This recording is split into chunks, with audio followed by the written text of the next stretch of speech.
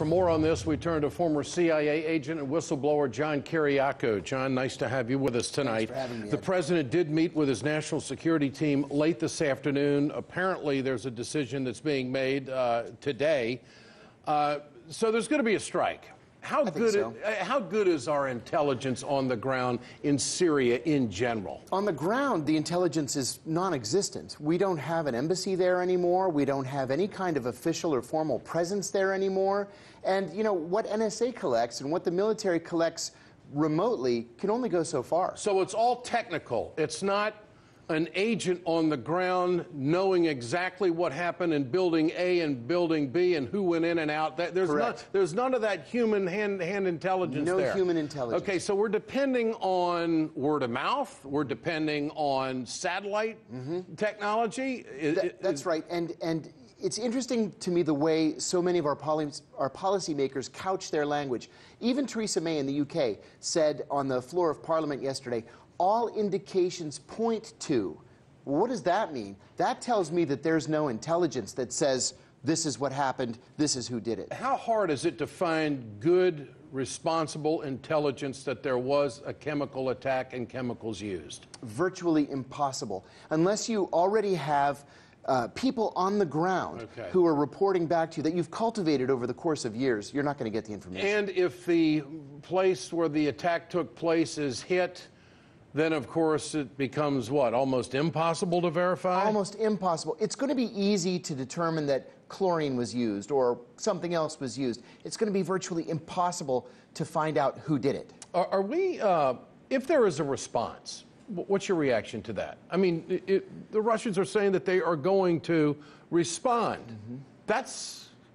To me, that ought to be good enough. That's wide open. But going a little further than that, a response by us would be clearly a violation of the United Nations Charter, which makes it a war crime. We do not have the permission of the legitimate, internationally recognized government of Syria to attack their property, their land, and we also do not have the authorization of the UN Security Council, which makes it illegal.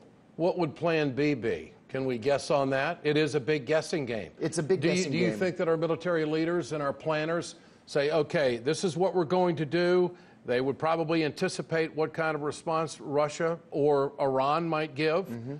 And then what's Plan B? Yeah, the plan... escalation or back off? No, Plan B, I think, is backing off. It's declaring victory and going home. And I'll tell you why. When I was at the CIA, one of the things that was very clear to me was that it was the military that was the least excited to use force. It was the State Department that always wanted to attack, attack, attack.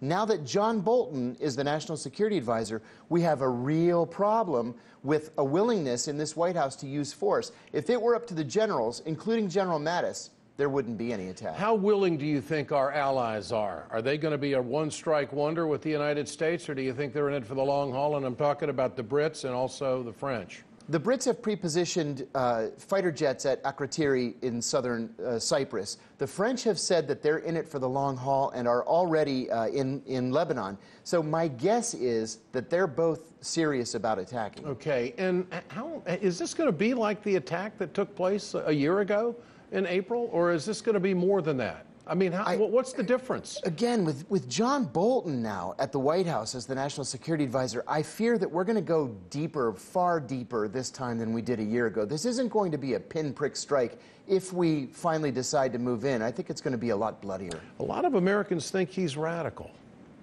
What do you think? I think he's radically dangerous. Look, the man was so unpopular during the George W. Bush administration that even with a Republican Senate, he couldn't win confirmation as ambassador to the United Nations and had to get a recess appointment.